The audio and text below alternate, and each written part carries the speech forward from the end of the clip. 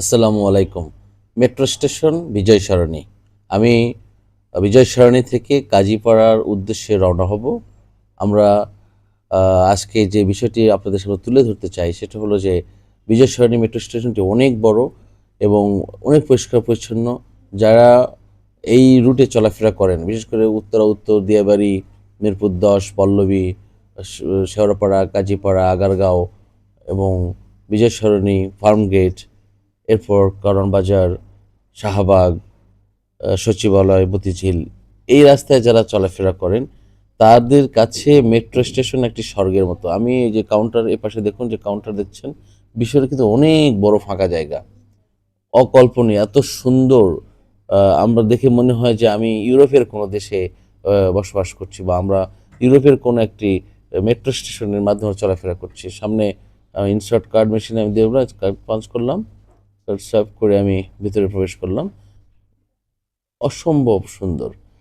পরিষ্কার পরিচ্ছন্ন আছে এবং সব জায়গায় নিরাপত্তা যথেষ্ট আছে, সিকিউরিটি যথেষ্ট আছে এবং সবচেয়ে বড় কথা যে আমরা মেট্রো স্টেশনে যেন সকলেই এই নিয়ম শৃঙ্খলা মেনে চলি এবং পরিষ্কার পরিচ্ছন্নতা যেন আমরা মেনে চলি। এখানে ইন্ডিকেটর দেওয়া আছে উত্তর অভিমুখের ইন্ডিকেটর। আমি যেহেতু আ বিজয় সরণি থেকে কাজীপাড়া যাব, সুতরাং আম এই ইন্ডিকেটরে আমি বাম দিকে যাব আরকি।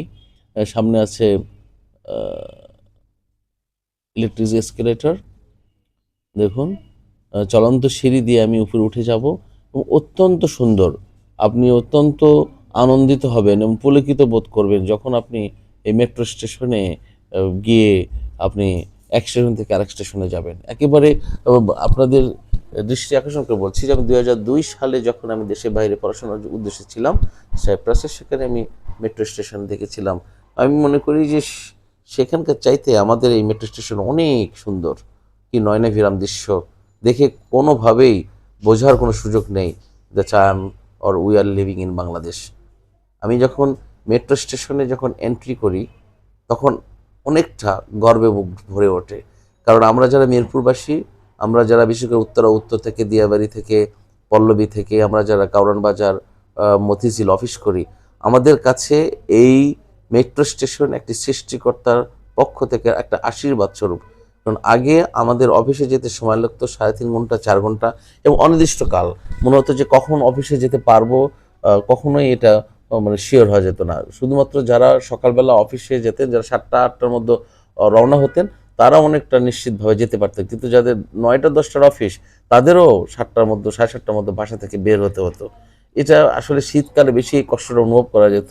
আবার যখন অফিস ফেরার পথে ইন্না লিল্লাহ, অফিস ফেরার পথে এই অবর্ণনীয় কষ্টের কথা এখন মনে হলে যেন এখনো গা শিউরে ওঠে যে আমরা এতটা কষ্টের পর এই মেট্রো স্টেশন পেয়েছি।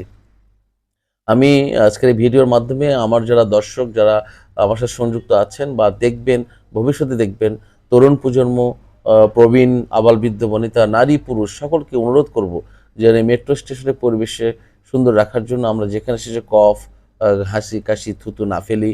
আ ইদানিং কিছু দেখতে পাচ্ছি যে কিছু কাপল যারা মেট্রো স্টেশনে এসে কেমন যেন জুস বা ফ্রুটস বা ফল, বাদাম এসব খাওয়ার একটা প্রবণতা দেখা যাচ্ছে। আমরা যারা দেখব যেসব কেউ ক্যারি করছে বা স্টেশনে খাচ্ছে দাঁড়িয়ে, আমরা তাকে নিষেধ করব এবং অবশ্যই তাদেরকে বাধা দেব যে না, আপনি এই মেট্রো স্টেশনে নোংরা করতে পারবেন না, বা এই পানির বোতল ফেলে দিচ্ছে, জুসের বোতল ফেলে দিচ্ছে। আপনি খাবার সামগ্রী বহন করাও নিষেধ, এখানে কনজিউম করাও নিষেধ। সুতরাং এই বিষয়টা আমরা সবাই সচেতন হব এবং সবাইকে আমরা বলবো এবং নীরব হয়ে থাকবো না। কারণ এটা কিন্তু একেবারে এটা আমাদেরই সম্পদ এবং আমরাই সংরক্ষণ করব, আমরাই রক্ষা করব এবং আমরাই দেখব। কারণ এই যে পরিষ্কার পরিচ্ছন্নতা যখন আমরা চলাফেরা করি, অত্যন্ত গর্বের সাথে বলি, অত্যন্ত আনন্দিত হই, আনন্দিত অনুভব করি। এখানে মেট্রো স্টেশনের সবগুলো স্টেশনের আপনার নাম দেওয়া আছে। আমি বিজয় সরণি থেকে কথা বলছিলাম। দেখুন এই পাশে অনেক বড় জায়গা। বিশেষ করে যখন অফিস থাকে, আজকে যেহেতু শুক্রবার একটু হালকা আছে সন্ধ্যার পর।